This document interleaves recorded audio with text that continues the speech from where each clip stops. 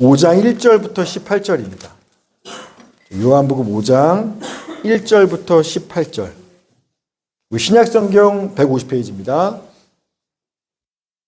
신약성경 150페이지 요한복음 5장 1절부터 18절까지 신약성경 150페이지. 여기 하나님 말씀을 경외하는 마음으로 잘 일어나시겠습니다. 자, 길지만 저랑 한 절씩 교독하고요. 마지막 18절 함께 읽겠습니다. 그 후에 유대인의 명절이 되어 예수께서 예루살렘에 올라가시니라.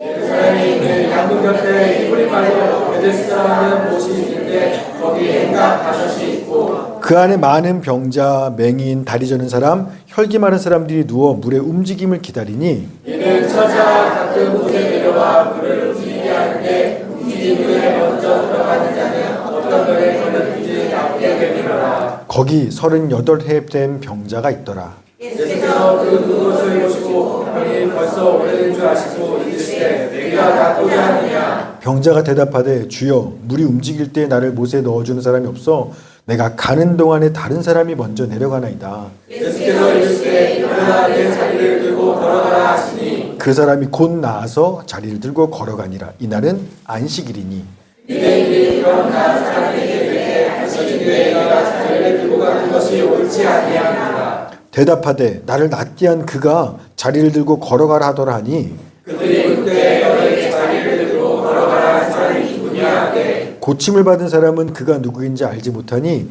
이는 거기 사람이 많으므로 예수께서 이미 피하셨음이라. 그 후에 예수께서 성전에서 그 사람을 만나 이르시되 보라 내가 나았으니 더 심한 것이 생기지 않게 다시는 죄를 범하지 말라 하시니 그 사람이 유대인들에게 가서 자기를 고치니는 예수라 아니라. 그러므로 안식일에 이러한 일을 행하신다 하여 유대인들이 예수를 받게 하게 된지라. 예수께서 그들에게 이르시되 내 아버지께서 이제까지 일하시니 나도 일한다 하시매 유대인들이 이로 말미암아 더욱 예수를 죽이고자 하니 이는 안식일을 범할 뿐만 아니라 하나님을 자기의 친아버지라 하여 자기를 하나님과 동등으로 삼으시니라. 아멘. 하나님 감사합니다. 이 시간도 진리와 생명 되신 주의 말씀을 듣습니다. 사람의 소리로 듣지 않게 하시고 나를 찾아오시는 말씀이신 예수님을 만나는 시간 되게 하여 주시옵소서. 주님을 만남으로 우리의 속사람이 변화되게 하시고 말씀을 듣고 끝나는 게 아니라 그 말씀에 믿음으로 순종하는 저희 모두가 되게 하여 주시옵소서. 감사드리며 예수님의 이름으로 기도했습니다. 아멘. 자리에 앉으시겠습니다. 자, 오늘 말씀 제목 한번 읽어주시겠습니까? 예수님만이 우리에게 안식을 주신다. 자, 예수님만이 우리에게 안식을 주신다.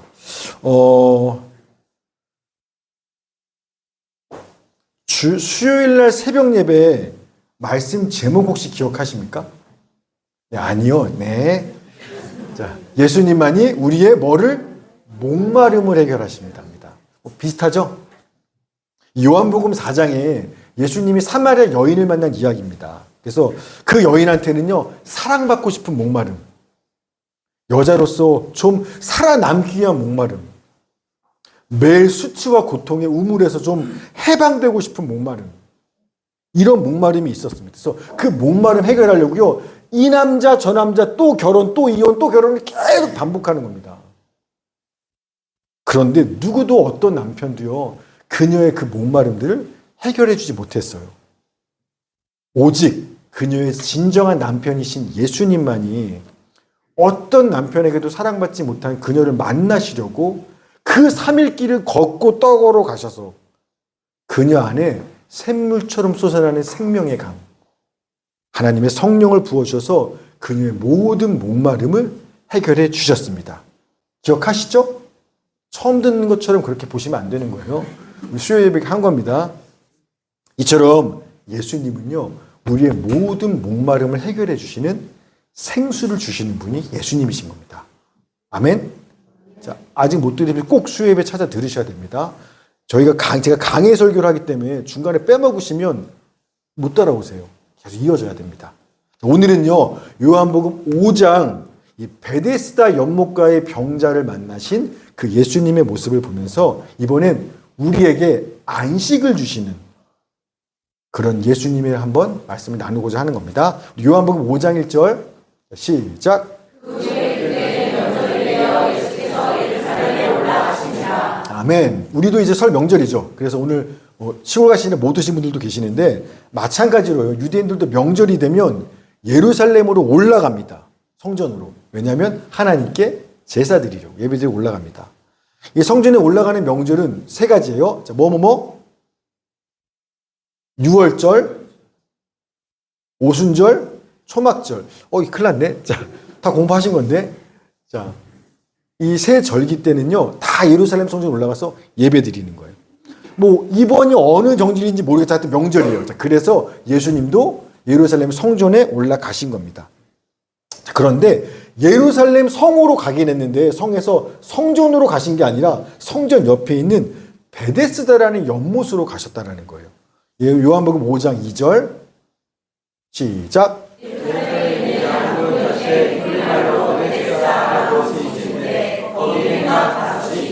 아멘. 자, 예루살렘에 있는 양문 곁에 있는 베데스다라는 연못에 행각 5이 있다. 거기 갔다는 겁니다. 베데스다에. 이건 지도를 보셔야 좀 이해가 됩니다. 다음이요. 요게 예루살렘 성이에요. 요게 이 성벽 보이시죠? 이거 제가 직접 찍은 사진입니다. 예루살렘에 가서 예루살렘 성을 보고 난 건데 50분의 1로 축소해서 만든 거예요. 그래서 이 예루살렘 성 안에 성전이 이렇게 있는 겁니다. 그리고 다음 요 문 보이죠? 성에 들어가는 문. 이게 양문이에요. 이 성 안에 들어가는 문이 8개가 있는데 이 동북쪽에 있는 저 문이 저기가 바로 양문. 여기를 통해서 이렇게 길 따라 성전에 가는 겁니다. 이랬죠? 저기를 왜 양문이라고 하냐면 성전에서 제물로 드릴 양이 있잖아요. 제사를. 그 양들을 갖고 들어가는 문이어서 양문이에요. 저기로 제물 갖고 들어갔기 때문에 그렇습니다. 자, 그런데 다음이요. 이렇게 저기 양문이고 양들 있죠. 이걸 갖고 제사 들어가는 겁니다. 자, 근데 이 양문 곁에 베데스다 연못이라는 게 있는 거예요. 다음이요. 아까 보세요. 양문이죠. 성전이죠. 이게 베데스다 연못이에요. 저렇게 생겼습니다. 베데스다 연못. 다음 사진도 있나요? 이렇게 베데스다 저렇게 생겼어요. 이거는 지금 지금 상태 연못. 그 다음에 원래 복원한 거. 옛날 예수님 때는 저렇게 생겼을 거라는 거예요. 이렇게. 이 예루살렘이요 산 위에 있다 보니까 예루살렘 성이 늘 문제가 뭐냐면 물이 없어요. 산 위에 있으니까. 자, 그래서 빗물을 모아둔 저수조들을 여기저기 많이 만들었는데 저 베데스다 연못도 그 저수조 중에 하나입니다. 빗물을 모아두는 거예요. 성에 서야 되니까. 그래서 보면 쌍둥이 연못이죠. 2개가 있죠. 북쪽, 높은 쪽에 북쪽, 남쪽. 북쪽 저수조, 남쪽 저수조.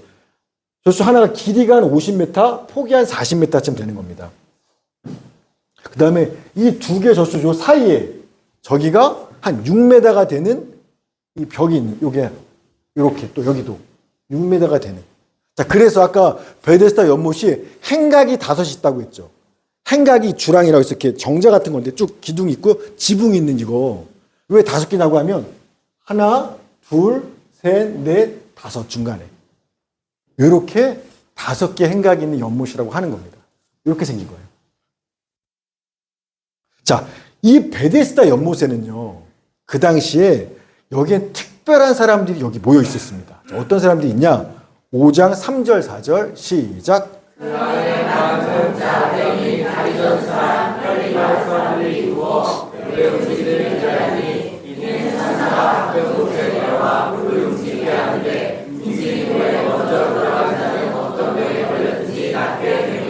아멘. 저 연못에 그 주랑 밑에 누가 있냐면 병자들, 맹인, 못 보는 사람들, 다리 저는 못 걷는 사람들, 또 혈기 마른, 혈기는 피의 기운인데 그게 뭐냐면 중증 환자로 병이 오랫동안 아파서 완전히 생명의 기력이 없는 중증 환자들 있죠. 꼼짝 못하는. 그게 혈기 마른 사람이에요. 그런 사람들, 그러니까 온갖 아픈 사람들이요 다 저 연못, 저 해랑에 거기 누워 있는 겁니다. 왜냐? 천사가 가끔 저 연못에 내려오면 그때 물이 움직인다는 겁니다. 그럼 그때 가장 먼저 그 물에 뛰어드는 사람은 무슨 병이든 다 낫는다라는 전설이 있기 때문에 그렇습니다. 이게요, 진짜 하나님이 천사 보내서 뭐 먼저 들어온 사람 이게 하나님 그렇게 하는 게 아니라 그렇다고 사람들이 그냥 믿는다라는 거예요. 신화처럼. 그래서 가로가 돼 있죠. 이렇게 표시에. 그래서 이제 번역본마다 가로가 돼서 다 있는 게 있고 없는 게 있는 겁니다. 자, 여러분, 근데 실제로 베데스다 연못에는요, 물이 움직일 때가 있어요. 그러니까 저는 얘기하는 겁니다. 언제 움직이냐? 천사가 내려와서 움직이는 게 아니라, 아까 북쪽과 남쪽 두 개였죠. 이 두 수조 사이에는요, 물이 통하는 통로가 있습니다. 그래서 북쪽에 있는 높은 곳에 있는 물이 가득 차면 저 수조에 통로가 열리면 물이 아래로, 남쪽 저 수조로 훅 쏟아져 나와요. 그때 물살 때문에 소용돌이 칩니다. 소용돌이 치면서 땅에 있는 그 붉은색 흙이 같이 빨려 들어가면서 막 붉은 거품이 막 일어나요. 그렇게 물이 움직이는 거예요. 이걸 보고 사람들은 야 천사 내려왔다. 이때 들어가야 돼. 이렇게 얘기했다는 겁니다. 이해되시죠? 사람이 감기만 걸려도 아프잖아요. 그런데 오랜 시간 동안 질병에 고통받는 사람들이 얼마나 고통스럽고 절박하게 병이 낫고 싶겠습니까? 그런데 병 고칠 돈도 없어요. 돈이 있어도요, 의사가 못 고치는 병에 걸렸어요. 사는 게 하루하루 고통스럽습니다. 그래서 제발 이제는 하나님이 좀 도와서라도, 하나님의 능력으로라도 날 좀 고쳐주기를 바라는 심정으로 다들 환자들이 저 베데스다 연못가에 모여 있는 겁니다. 이 연못 이름이 뭐라고요? 베데스다. 뜻이 뭐냐면 베트는 집이란 뜻이고요. 그 다음에 헤세드는 인자, 자비란 뜻입니다. 그러니까 베이트 헤세드 그러면 베데스다, 이건 뭐냐면 자비의 집, 인자함의 집, 긍휼의 집, 이런 뜻이에요. 이 절망적인 병에 걸려서 고통받는 사람들이요, 하나님의 자비와 긍휼을 구하면서 모여있는 곳이 그래서 베데스다예요. 근데 문제는 뭐냐? 이 치유하신 하나님의 자비와 긍휼을 구하는 집에 있긴 있는데 누가 하나님의 자비와 긍휼로 고침을 받죠? 어떤 사람이? 저기 갔다고 다 고침받는 게 아니죠. 누가 치료받아요? 가장 먼저 물에 뛰어든 사람이 고침받는 거예요. 그러니까 저기서도 경쟁이에요. 저기서도. 그래서 베데스다에는 온갖 질병과 장애와 상처로 막 지푸라기라도 잡는 심정으로 다 모여든 절망적인 사람들이 모여있는데 그들이요, 동병상련의 아픔으로 당신도 아파, 나도 아파, 막 서로 위로하고 의지하고 이렇게 있는 게 아니라 다들 경쟁이에요. 언제 물 돌아 움직이나 천사대로 보다가 야야 막 제보 내가 갈 거야, 뭐 이런 치열한 생존과 경쟁이 있는 곳이 베데스다입니다. 그래서 이름은 베데스다예요. 자비의 집. 실상은요, 무자비한 생존의 집이 저곳입니다. 내가 살려면 남을 제칠 수밖에 없어요. 다음 지도 한번 다시 볼게요. 자, 양문을 기준으로 예루살렘에 들어갔어요. 자, 왼편에 뭐가 있죠? 성전이 있고 오른편에 베데스다 연못이 있습니다. 자, 딱 들어가서 왼쪽 갔어요. 자, 왼편 성전에는요, 지금 명절을 맞아서 전 세계에서 수백만 명의 유대인들이요, 하나님을 예배하고 찬송하고 기쁨의 떡을 떼고 마시는 축제 잔치가 벌어지고 있어요. 엄청 욱작지껄합니다. 기쁨의 찬양과 뭐 풍성이요. 자, 그런데 오른쪽에는요, 똑같은 절기 시간이지만 이 베데스다 연못가에는 온갖 질병과 아픔으로 고통받는 사람들, 부정한 죄 져서 천벌받은 거야, 그런 저주받다고 생각하는 사람들, 그런 비참한 사람들이요, 감히 성전에 못 들어가요. 부정한 자니까. 장애인은 성전에 못 갑니다. 그 당시는 병들어도 못 가고요, 성전에 가지도 못하고 하나님께 제사도 못 드리고 견딜 수 없는 고통에 신음하며 쓰러져 누워있는 곳이 오른쪽에 베데스다 연못가요. 완전히 어둡고 절망적인 상황입니다. 머릿속에 그림이 그려지시죠? 여러분이 양문 곁에 딱 문에 들어가서 좌우를 보니까 완전 다른 거예요. 자, 여러분이 예루살렘 성에 가서 양문 통과했습니다. 왼쪽으로 가시겠습니까? 오른쪽으로 가시겠습니까? 당연히 왼쪽 성전 가죠. 막 축제, 풍성한 예배, 먹을 것도 많어, 기쁨이 있어, 다 할랄라. 이런 데 가지. 누가 오른쪽 가겠어요? 오른쪽에는 온갖 질병으로 신음하고 아픈 사람들, 어두운 곳인데.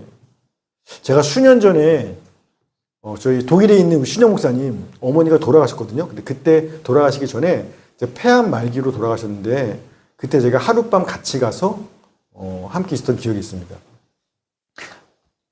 제가 간 날도 폐암 말기다 보니까 숨도 못 쉬시고요. 막 피도 토하시고요. 그러면서 밤에 저는 하루 있었는데요. 고통스러워 잠을 못 자요. 막 밤에 있다가 갑자기 너무 고통스러우니까 막 사람들 의사가 와서 끄집어 가서 저쪽 치료실로 옮기고 막 치료하고 막 밤새 그렇게 보내요. 근데요, 그 병실과 그 병동에는요, 다 그런 암 환자분들이 계세요. 다 누워서 잠 못 이루고 끙끙대고 신음하고 아파해요. 오늘, 내일 서로 날짜만 틀린 거니까. 제가 그날 하룻밤 거기 있는데 너무 힘들었어요.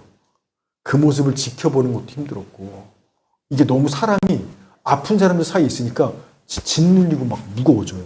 그래서 제가 그날 밤 새고 아침에 나오면서 와, 병원은 진짜 가면 안 되겠다. 여기 병원 있으면 나도 병 걸리겠다. 이런 말 했던 기억이 납니다. 여러분요. 그래서 사람들은요, 양문 지나갔으면 당연히 축제하는 성전에 가지 저쪽은 거들떠도 안 봐요. 안 가요. 그런데 예수님은요, 양문을 지나 어디로 가시냐면 성전으로 가시는 게 아니라 오른쪽에 베데스다로 가세요. 질병으로 고통받고 죽어가는 사람들인 저곳으로 가시는 겁니다. 이것만 봐도 예수님이 어떤 분이신지 우리가 가늠할 수 있는 거예요. 이전에도 그랬죠. 전에도 예수님은요, 모두가 부정한 땅이야라고 가지도 않는 그 사마리아 땅에 나는 가야만 해. 나는 가야만 해. 그 땅을 굳이 더럽고 부정한 땅을 지나간다고 하시는 겁니다. 이번에도 똑같아요. 역시나 나는 성전이 아니라 나는 베데스다로 가겠다라는 겁니다. 풍요로운 예배와 기쁨의 잔치가 아니라 절망과 죽음과 고통과 어둠이 가득한 그곳으로 굳이 거기 가시겠다는 겁니다. 그래서 제가 지난주에도 얘기했지만 저 옆에 직업 선택의 10계명이 있죠. 표에. 저게 성경적이라는 거예요. 여러분, 예수님을 나의 주님으로 믿고 정말 예수님을 따라가는 사람이라면요, 당연히 사마리아 가야 돼요. 당연히 베데스다로 가게 되는 겁니다. 십계명처럼 월급이 적은 곳으로, 아무도 가지 않는 곳으로, 장래성이나 사회적 존경 따위는 기대할 수 없는 곳으로, 한 가운데가 아니라 세상의 가장 변두리로, 왕관이 아니라 단두대가 기다리고 있는 그곳으로 가는 게 맞는 거예요. 예수님은 우리는요, 이렇게 사는 게 맞는 겁니다. 무슨 얘기에 속지 마십시오. 주님이 그렇게 사셨잖아요. 자, 그러면 다들 표정이 벌써 달라지세요. 지금도 벌써 표정이 어두워지시잖아요. 슬퍼집니다. 복 받아라 이러면 행복할 텐데, 못해요, 주님, 나는. 안 할 거예요. 어떻게 월급이 적은데 가요? 어떻게 막 그래요? 근데요, 전혀 슬퍼할 일이 아닌 겁니다. 여러분 생각해 보세요. 아무 능력이 없는 사람들이야 저런 곳, 사마리아든 베데스다든 죽을 곳에 가는 게 죽을 일이죠. 정말 죽을 맛이죠. 슬플 일이고. 자, 그러나 모든 병을 고치고 죽은 자를 살리고 바다를 가르고 풍랑을 잠잠케 하고 물 위를 걷고 목마른 사람 안에 생수가 샘솟게 하고 생물의 강이 흘러서 지나가는 광야를 초원으로 바꿀 능력을 가진 사람에게야 사마리아든 베데스다든 문제가 되겠습니까? 안 돼요. 오히려 그런 능력이 있는 사람에게는요, 그게 더 좋아요. 왜냐하면 살아계신 예수 그리스도의 능력, 성령의 역사를 내가 날마다 직접 보고 듣고 만져보고 경험할 곳, 그런 놀랍고 즐거운 일이 가득한 곳이 바로 거기니까. 저런 데 가는 게 슬플 일이 아니라 설레고 좋은 거예요. 능력이 있는 사람은 다른 겁니다. 솔직한 얘기로 저는 가끔, 제가 한국 들어온 지 15년 됐는데 가끔 호주 가고 싶을 때가 있어요. 그리울 때가 있습니다. 특별히 제일 그리운 게 뭐냐면, 제가 호주에선 그 운동, 그러니까 호주에서 이렇게 조깅을 했거든요. 매일 뛰었거든요. 어디를 뛰었냐? 여러분이 영화에서 보는 그 초원을 뛰었습니다. 와, 진짜 지평선이 보는 그 초원에 석양 해가 지는 그때 되면 제가 이제 추리닝 갈아입고 뛰러 나가는 거예요. 저희 집 뒤에 가면 초원이거든요. 야생 말들이 뛰어다니고요. 소들이 풀을 뜨고, 거긴 캥거루는 없었어요. 딴 데 가면 캥거루 있는데. 그 초원을 빨간색 해가 떨어지는 거 보면서 그 초원을 뛰는 겁니다.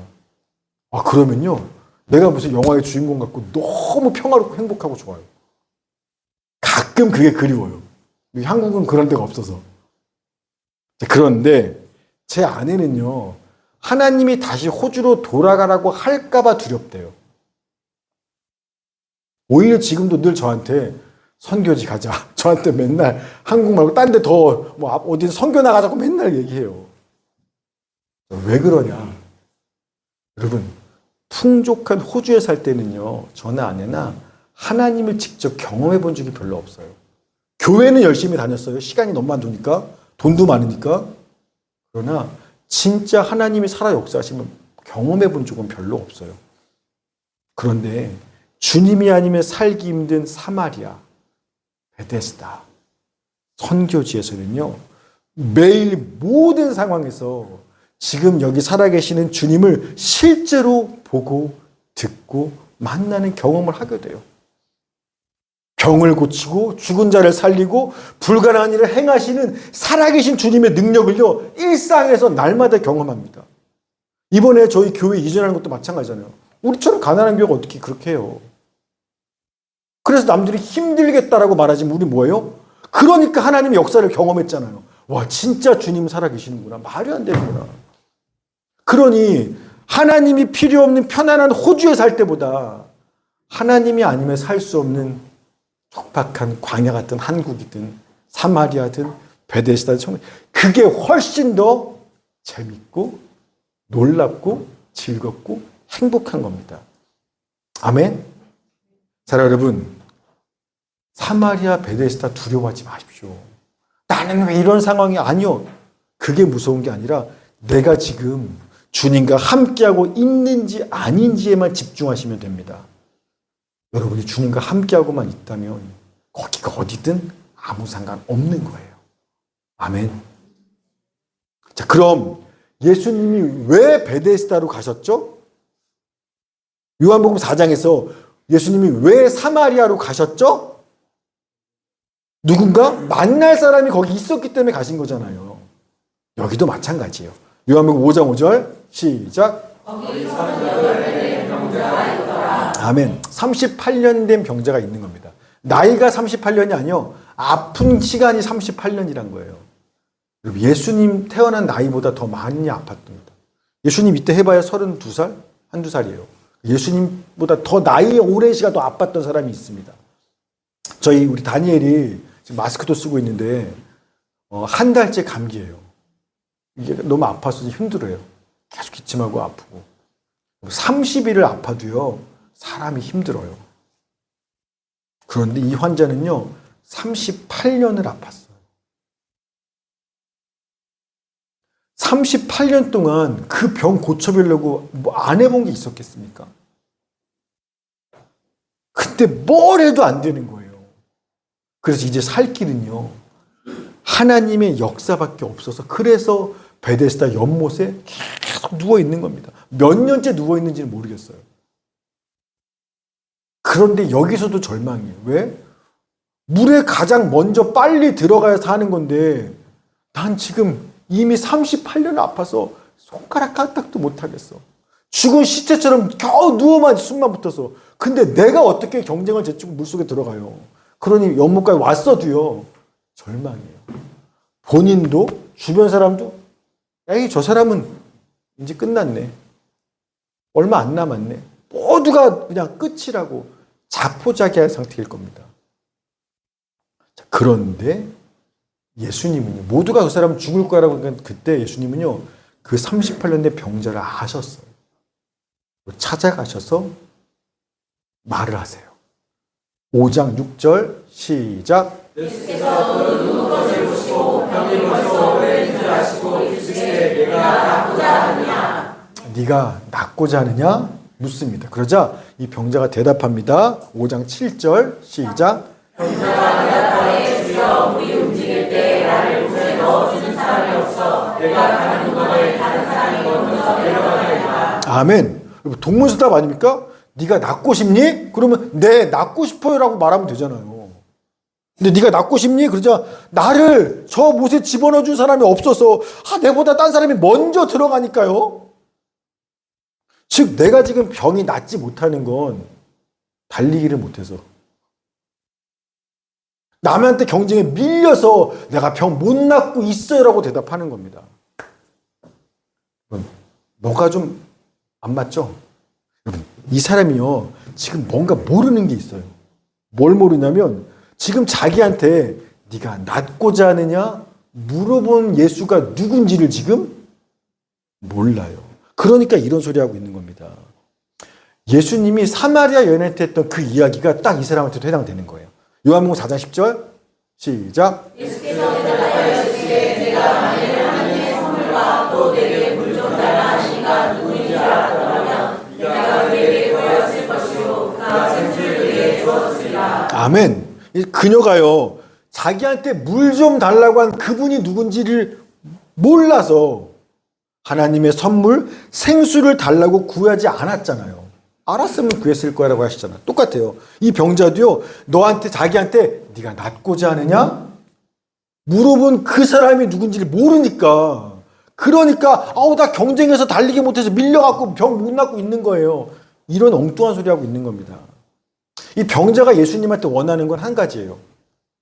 제 옆에 딱 계시다가 물 딱 움직이잖아요. 날 제일 먼저 던져주세요, 물속에. 요 정도 도움? 그래야 제가 병 낫는 거예요. 이 정도 원하는 겁니다. 근데 이게 참 불쌍하죠, 안타깝고. 근데요, 오늘 우리도 똑같아요. 한 청년이 예수를 믿어요. 근데 교회 하나님을 예배하는 것보다 돈 버는데 진짜 열심히 하는 거예요. 인생 계획을요, 지금 뭐 해서 얼마 벌고 그 돈 가지고 투자해서 뭐 하고 쫙 세워놓고 막 그 돈 벌려고 죽도록 돈 벌려고 애쓰는 겁니다. 제가 그래서 물어봤어요. 야, 너는 왜 그렇게 열심히 돈을 버니? 예배는 안 나오면서. 그러자, 전사님 그때 전도사였으니까, 전사님, 그래 행복하죠. 제가 돈 많이 벌어서 세상에서 성공해서 부자가 돼야, 그래야 행복하죠. 그래서 기도 제목 얘기하면 항상 그거예요. 알바도 잘 구하게 해주세요. 제가 계획한 사업지 성공하게 해주세요. 직장에서 승진하게 해주세요. 이 프로젝트가 대박나게 해주세요. 맨날 그런 게 기도 제목이에요. 왜? 그래야 난 행복하다고 생각하니까. 그럼 제가 다시 묻습니다. 네가 원하는 게 성공한 부자가 되는 거야? 행복하는 거야? 뭘 원해? 성공한 부자가 되고 싶어? 행복하고 싶어? 라고 물어봐요. 그러면 멍 때려요. 무슨 말이지? 못 알아듣습니다. 왜냐하면 자기는요, 성공한 부자가 돼야 내가 하고 싶은 거 다 하고 갖고 싶은 거 다 갖고 그래야 행복하다고 생각하는 건데, 갑자기 전도사님이 부자가 되고 싶어, 행복하고 싶어, 이건 자기한테 같은 거거든요. 근데 이걸 다른 것처럼 물어보니까 이해를 못하는 겁니다.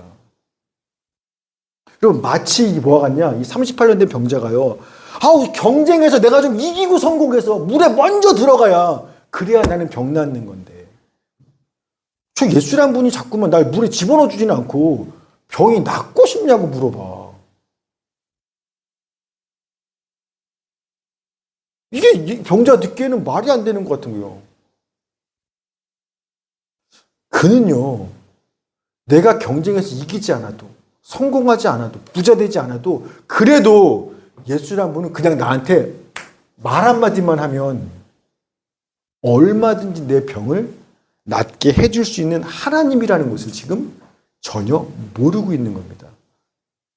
요한복음 5장 8절 9절 시작. 예수께서 이르시되 일어나 내 자리를 들고 걸어가라 하시니 그 사람이 곧 나와서 자리를 들고 걸어가니라. 아멘. 예수님이 말하자 곧 일어나서 병 나서 들고 나가죠. 여러분, 오늘 우리도 마찬가지예요. 우리는 행복해지기 위해서 성공한 부자가 되게 해주세요 기도해요. 근데 여러분, 성공하지 않고 실패해도, 부자 되지 않고 가난해도, 내가 하고 싶은 거 갖고 싶은 거 다 못해도 세상을 다 가진 어떤 재벌과 왕보다도 행복할 수 있다라는 거예요. 믿으세요? 어떻게요? 내 앞에 지금 있는, 여러분이 지금 앞에 있는 그 예수님이 누구신지를 알고 그 예수를 믿고 그 예수님을 내 삶의 주인으로 모시고 날마다 주의 음성을 듣고 주님께 순종하고 주님과 동행하면 여러분이 실패했든 가난하든 고난이든 죽음이든 어떤 상황도 상관없는 완전한 만족과 평화와 기쁨을, 행복을 거기서 누릴 수 있다는 거예요. 주님은 얼마든지 그렇게 할 수 있어요. 여러분, 돈으로도 내가 만족할 수 있는 사람이에요? 근데 진짜 예수님이 하나님이시라면 그분이 날 만족 못 시키겠습니까? 말도 안 되는 거예요. 사진 한번 보실래요? 자, 시작. 그렇죠, 그렇죠. No reserve, no retreat, no regret. 자, 무슨 뜻이죠? 자, 남김없이, 후퇴 없이, 후회 없이. 이거 어디선가 보셨죠? 제가 설교 때 예전에 몇 번 했었는데. 선교사님 책 글기도 하죠. 이렇게. 이게 뭐냐면 윌리엄 보든이라는 사람이 성경책에 쓰여져 있던 글입니다. 그는요, 윌리엄 보든이 누구냐? 미국의 지금도 이 회사, 낙농회사 보든가의 상속자입니다. 백만장자예요. 그런데 부모님이 백만장자라서 이 윌리엄 보든이 고등학교를 졸업하는 날 세계 여행을 시켜줬어요. 돈 많으니까 야, 세계 한번 돌아보고 와. 아들이 좀 세상을 봐야지. 보든이 와 좋아서 이제 세계 여행을 하면서 뭐를 보게 됐냐면 아시아와 중동, 자기는 미국에서 잘 살았는데 이 아시아와 중동에 있는 사람들이 진짜 예수도 모르고 고통 가운데 죽어가는 걸 보게 된 겁니다. 그래서 윌리엄 보든이요, 미국에 돌아와서 예일대학교 입학해서 다니면서 그 명문대학 다니면서 뭘 시작하냐? 세계 선교를 위한 성경부 모임을 만들기 시작하고 나중에 1000명이 넘어가요. 알코올 중독자, 노숙자들을 돕기 위한 구제센터를 시작하고 하나님을 위한 사역을 합니다. 자, 그러고 나서 대학 졸업 후에 좋은 직장도, 백만장자, 억만의 그 상속도 다 포기하고 중국에 있는 무슬림들을 선교하겠다고 선교사로 꿈을 바꿨습니다. 그래서 무슬림을 선교하려다 보니까 아랍어를 할 수 있어서 아랍어를 배우려고 이집트 카이로로 갔어요. 25살 때. 거기서 가자마자 곧바로 척수 뇌막염이란 병에 걸려서 이집트에 간 지 3개월 만에 25 어린 나이에 죽게 됩니다. 그 윌리엄 보든이 죽고 25살 청년이 죽고 그 성경책이 미국에 있는 아버지 돌아가시고 엄마한테 전달됐어요. 근데 엄마가 성경책을 보는데 그 안에 1904년 윌리엄 보든이 17살 때 세계여행 갔다 온 그때 그걸 보고 이제 난 내 삶을 주님께 바치기로 결심한 그 날짜, 그리고 써놨던 말이 No reserved, 남김없이. 그리고 대학 졸업한 1912년 대학을 졸업하고 그 백만장자의 상속 다 포기하고 좋은 직장 포기하고 선교사로 나가면서 썼던 글이 No retreat, 후회 없어. 그게 1912년이고 그 다음에 1913년 이집트 카이로에서 죽기 직전에 성경책의 마지막 기록한 말이 No regret, 후회하지 않아.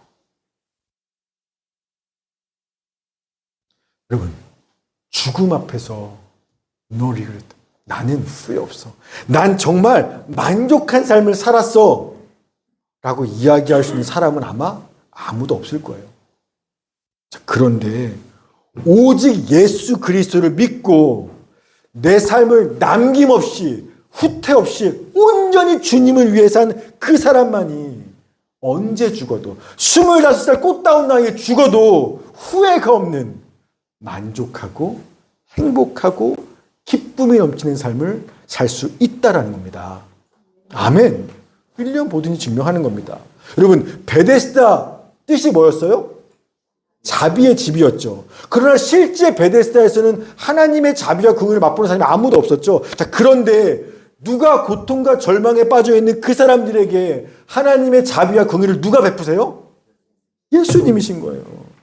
즉 예수님이야말로 하나님의 자비와 긍휼을 모든 사람들, 당신 안에 거하는 모든 사람들을 베푸시는 분이 바로 진짜 베데스다는 예수 그리스도 그분이시라는 겁니다. 근데요, 이처럼 예수께서 38년 된 병자에게 스스로 베데스다가 되셔서 그를 고치시고 살리셨는데 그날이 하필이면 언제 고쳤냐면 안식일 날 고쳤어요. 요한복음 5장 9절 시작. 그 사람이 곧 나와서 자리를 들고 걸어가니라. 이날은 안식일이니. 아멘. 이게 문제가 됩니다. 유대인들한테. 5장 10절 시작. 유대인들이 병난 사람에게 이르되 안식일인데 네가 자리를 들고 가는 것이 옳지 아니하니라. 아멘. 유대인들은요, 지금 38년 만에 처음 고통에서 벗어나서 처음 안식을 누린 사람이에요. 그러면 옆에서 와 기뻐하고 축하해 줘야든가, 아니면 최대한 못해, 야 어떻게 그렇게 안식을 누리게 됐어? 어떻게 살아났어? 물어보고 간증 좀 듣든가 이래야 되는데요, 딱 하는 말이 뭐냐면 38년 만에 안식을 누린 그 사람한테 야 안식일에 자리 들고 일하는 거 옳지 않아 라고 정지하고 판단하고 막 혼을 내는 겁니다.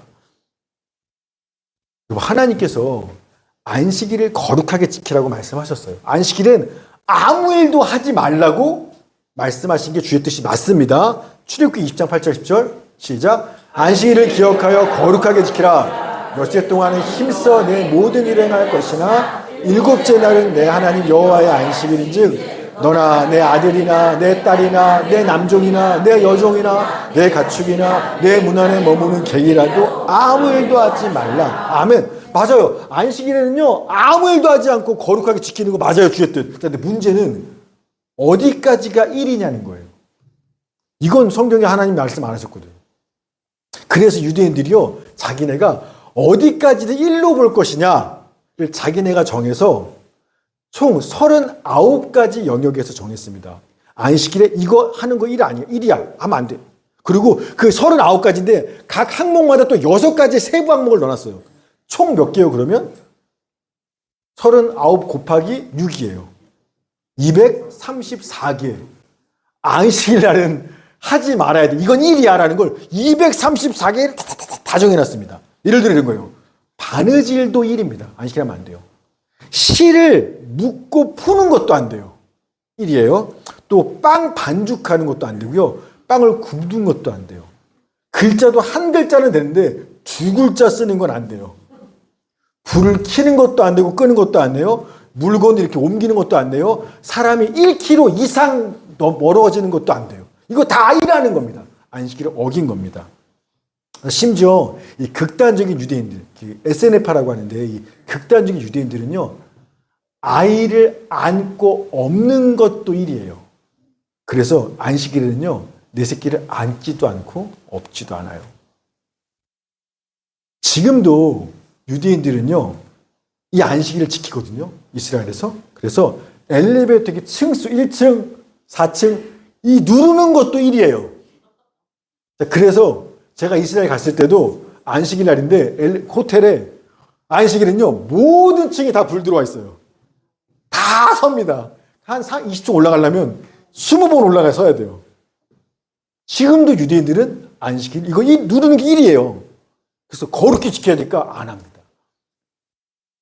따라서 병자가 안식일에 자리를 털고 아우 이러러 갔다? 너 옳지 않아. 잘못한 거야. 너 하나님의 계명을 어겼어. 정죄하는 것이고, 그 안식일 날 병자를 고친 예수님을 향해서도 뭔 짓 한 거, 사람 고치는 일을 했잖아요. 정죄하고 핍박하기 시작하는 겁니다.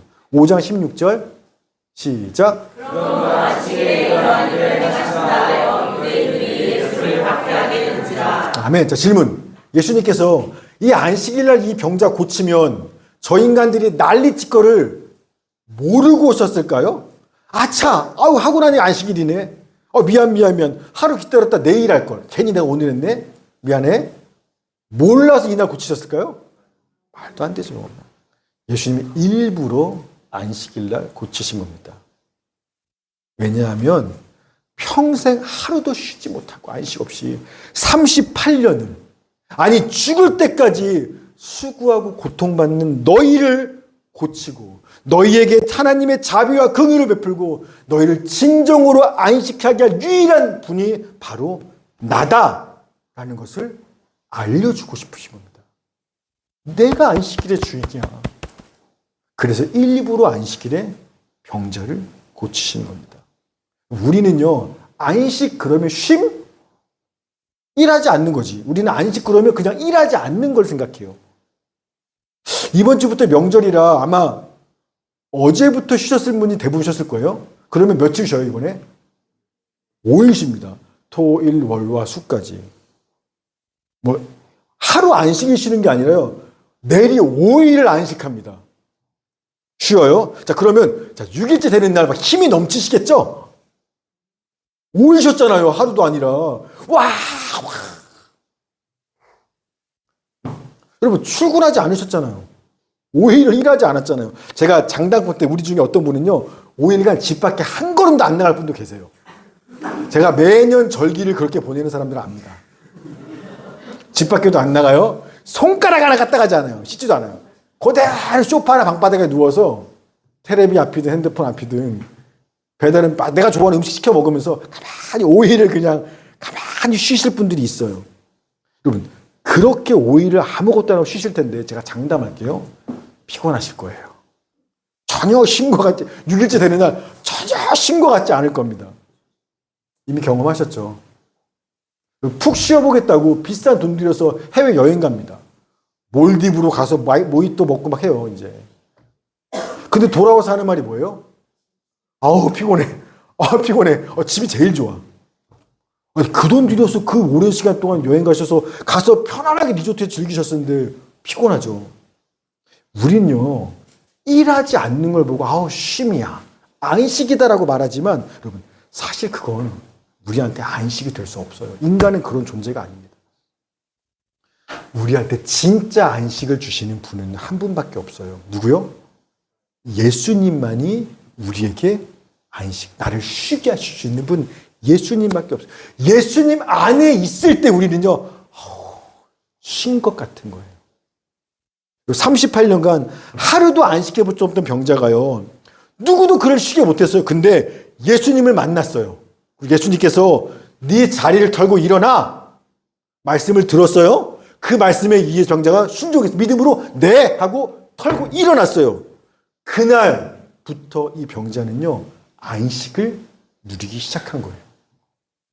주님 말씀을 듣고 주님 말씀에 순종한 그날부터 와, 살겠다, 병이 나고, 와, 여러분, 질병으로 고통받고 가난으로 고통받고 지울 수 없는 인생의 상처로, 치열한 경쟁으로, 패배와 열등감으로, 죄책감과 정죄감으로, 내일에 대한 불안과 두려움으로 고통받고 도저히 끌어낼 수 없는 죄악과 사탄의 종노릇하며 고통받고 죽을 때까지, 아니 죽어서도 영원한 지옥에서 쉼 없이 고통받고 해야 될 우리들을 위해서 이 모든 것들로부터 우리를 구원하고 자유케 하시며 우리에게 영원한 안식을 줄 수 있는 분 딱 한 분밖에 없어요. 오직 예수님만이 우리에게 안식을 줄 수 있다라는 겁니다. 그걸 지금 성경은 말씀하고 있는 겁니다. 보여주신 거예요. 마태복음 11장 28절 유명한 말씀, 시작. 수고하고 무거운 짐진 자들아 다 내게 오라, 내가 너희를 쉬게 하리라. 아멘. 누가 우리를 쉬게 하신다고요? 예수님만인 겁니다. 일하지 않고 늘어져 있을 때 쉬는 게 아니에요. 예수님께로 가고 예수님과 함께 할 때 그때 안식을 누리는 겁니다. 정말 그렇다는 걸 이미 우리는 여러 번 경험했어요. 여러분이 몰라서 그렇지. 자, 보세요. 어떤 날은요, 진짜 주님한테 가기 싫은 날이 있어요. 예배드리기 정말 싫은 날이 있어요. 한 주간 일이 너무 빡세고 힘들어서 완전히 몸이 탈진했어. 그래서 진짜 교회까지 갈 힘이 없어. 진짜 귀찮아. 뿐만 아니라 너무 어떤 문제가 삶에 빵 크게 터져서 그 문제가 나를 막 짓눌렀어. 마음이 완전히 짓눌려 있어요. 그래서요, 주님 앞에 가기가 싫어요. 예배 드리기도 싫고요. 옆에 사람들, 교회 사람 만나는 것도 싫어요. 그냥 방에 처박혀만 있고 싶을 때가 있어요. 그때 처박혀서 한 며칠 쉬시면 힘이 나나요? 절대 안 그래요. 그건 우리 힘이 못 됩니다. 근데요, 억지로라도 지친 몸을 이끌고 예배하러 주님 앞에 나오면 신기하게도요, 찬양하다 보면, 주님 앞에 왔으면 찬양할 거 아니에요. 찬양하다가 기도하다 마시다 보면, 마치 며칠 쉰 것처럼 힘이 날 때가 있어요. 이게 쉼인 겁니다. 주로 언제 이걸 경험하냐면 금요 기도회 때 경험합니다. 저희가 금요일 날 저녁 7시 반에 기도회가 있잖아요. 금요 기도회 때는요, 제가 보면 예배 시작 전에는요, 분위기가 다운돼 있어요. 다. 하루 종일 전부 일하고 오셨잖아요. 하루 종일 일하고서 밤 7시, 8시에 온 겁니다. 그러니 얼마나 몸이 지쳐요. 또 무슨 일 있었을지 몰라. 마음도 무겁잖아요. 그러니요, 오시면 다들 조용히 자기 자리에 앉아서 가만히 이러고만 계세요. 서로 대화하고 안 그럽니다. 금요일 딱 기도회 전에는. 다운입니다. 그런데 기도에 왔으니까 억지로라도 기도해야 되잖아요. 찬양해야 되고. 지금 우리가 주일날은 앉아서 찬양하죠. 금요일날은요, 서서 찬양해요, 제가. 서서 찬양하자고 합니다. 그래서 최소 40분을 서서 찬양합니다. 40분간, 안 그래도 하루 종일 일했는데, 교회에서도 못 앉게 해요. 그 자리에 서서 40분, 30분, 40분을 그냥 서 있게 합니다. 서서 가만히 있냐? 아니요. 찬양해요. 기도해요. 막 목이 터져라 찬양했다가, 또 기도했다가, 계속 찬양기도 계속 합니다. 그저께 금요기도 때는 우리 서준이 엄마가 왔더라고요. 보아가 애기를 데리고 왔어요. 서서 저 뒤에서 애기띠에 애기를 안고 서서 40분을 같이 찬양하는 겁니다. 기도하고 애기를 메고. 근데 깜짝 놀랐어요. 그날 오신 분들은 알겠지만 갑자기 자 기도합시다. 근데 갑자기 그냥 찌야 하는 바람에 저는 뭐 진짜 주님 만난 줄 알았어요. 깜짝 놀라갖고 왜 이래? 애가 괜찮나 모르겠어요. 어쨌든 깜짝 놀랐어요. 그런 식으로 막 진짜 목이 터져라 주님을 찬양하고요. 내 속에 있는 것들 주 앞에 미친 듯이 기도하며 아릅니다. 온 몸이 땀에 젖을 때까지 예배를 하고 그래요. 근데 진짜 이렇게 하고 나면 신기하게도요. 진짜로 분명히 힘을 온껏 썼거든요. 신기하게도요. 며칠 푹 쉰 것처럼 힘이 나요. 분명히 기도회 전에는 지치고 피곤하고 막 숨도 쉬어지지 않았는데 주님 앞에 나와서 예배하고 나면요. 힘이 나서요. 기도회 전과 후는 분위기가 완전 틀립니다. 다 경험하셨을 거예요. 전에는 다들 가만히 앉아있다가 딱 기도 끝나잖아요. 서로 막 이렇게 막 힘이 나서 그제서야 막 이야기하고 막 떠들고 막 흥이 올라와요. 이처럼 예수님만이 우리한테 안식을 주신다라는 건 그냥 교회에서 하는 이야기가 아니라 그냥 기독교의 교리거나 2000년 전 그 병자나 경험한 그런 옛날 사건이 아니라 우리도 지금 누구라도 예수 앞에 나오면 그분 앞에 힘써 거하면 경험하고 누리게 되는 실제적인 사건이고 실제 역사와 능력이라는 겁니다. 따라서 유대인들은 예수께서 너 안식이라 이랬잖아. 핍박하고 정죄했지만 사실은 예수님처럼 병든 자를 고치고 죽은 자를 살리고 힘든 사람을 일으켜주는 이 하나님의 일을 열심히 할 때 그때 사실은 진짜로 새 힘이 나는 안식을 누릴 수 있게 되는 거예요. 이해되시죠? 굉장히 중요한 인사이트입니다. 가만히 있을 때 쉬는 게 아니라요. 예수님처럼 하나님의 일을 열심히 할 때 그때 사실은 참된 안식을 누릴 수 있다라는 거예요. 그래서 예수님이 요한복음 5장 10절 이렇게 말씀하시죠. 시작. 예수께서 그들에게 이르시되 내 아버지께서 이제까지 일하시니 나도 일한다 하시매. 너희는 나 안식이라 이랬다고 뭐라 하지 마. 나 안식한 거야. 하나님과 함께 일했거든. 이게 나한테는 안식이야. 사마리아한테 똑같은 말씀하세요. 요한복음 4장 33절 시작. 예수께서 이르시되 나의 양식은 나를 보내신 이의 뜻을 행하며 그의 일을 온전히 이루는 것이니. 아멘. 예수님한테 안식과 양식은 뭐냐? 일하지 않고 놀고 먹는 게 날 쉬게 하고 먹는 게 아니라 오히려 아버지와 함께하며 아버지의 일을 하며 아버지의 뜻을 온전히 이루기에 힘써 일할 때 그게 나한테는 밥 먹는 거야. 그게 나한테는 쉬는 거야. 말씀하시는 거예요. 그래서 우리 아까 유명한 말씀 하나 읽었죠. 마태복음 11장 28절. 다음 시작. 수고하고 무거운 짐진 자들아 다 내게로 오라. 내가 너희를 쉬게 하리라. 아멘. 우리 쉬게 해줬다고 하면서 나한테 오라고 하시는 거예요. 예수님께서. 자, 도대체 예수님한테 가면 날 어떻게 쉬게 해줄 건데요? 편안한 안마 의자에 앉혀놓고 막 나 마사지 해줄 겁니까? 힘들지 내가 쉬게 해줄게.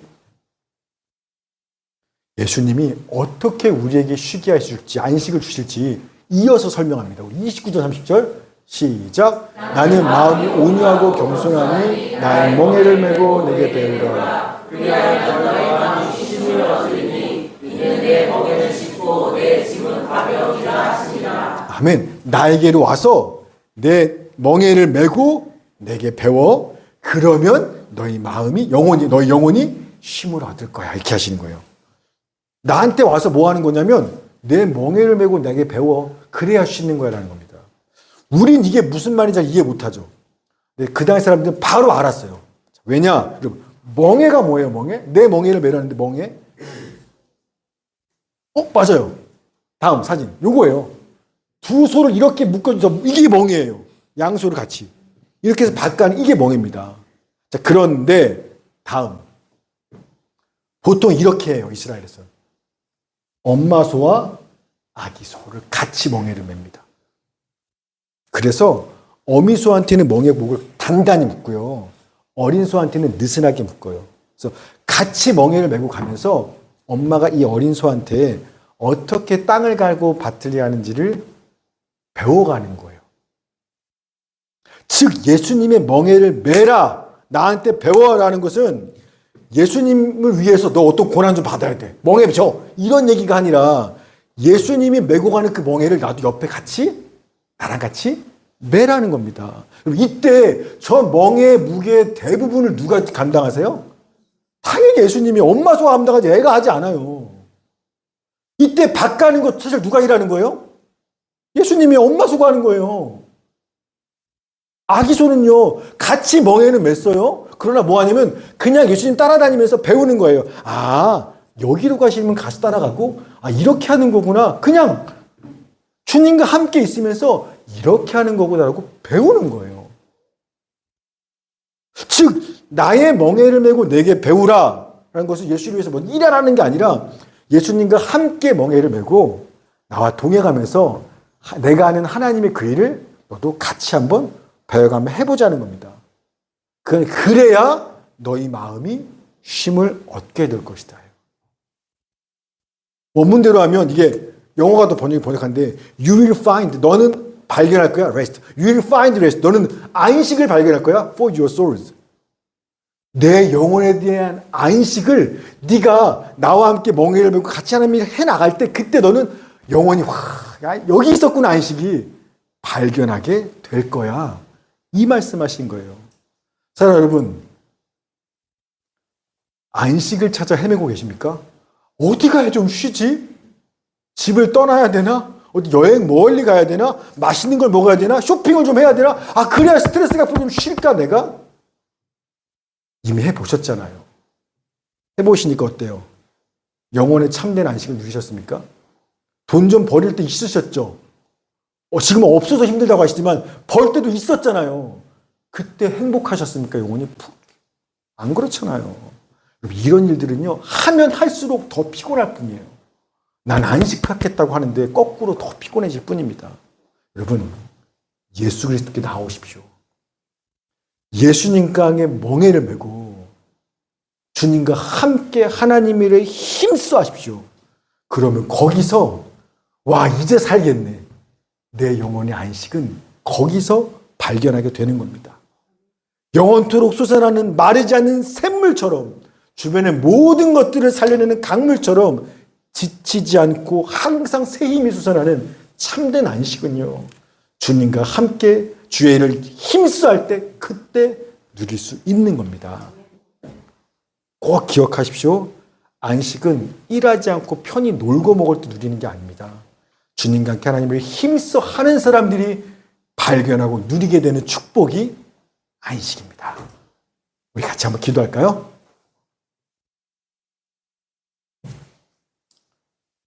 소년이라도 피곤하며 곤비하며 장정이라도 넘어지고 쓰러지되 오직 여호와를 앙망하는 자는 새 힘을 얻으리니 독수리가 날개침에 올라간 것 같을 것이요 다른 박질하여도 곤비하지 아니하겠고 걸어가도 피곤하지 아니하리로다.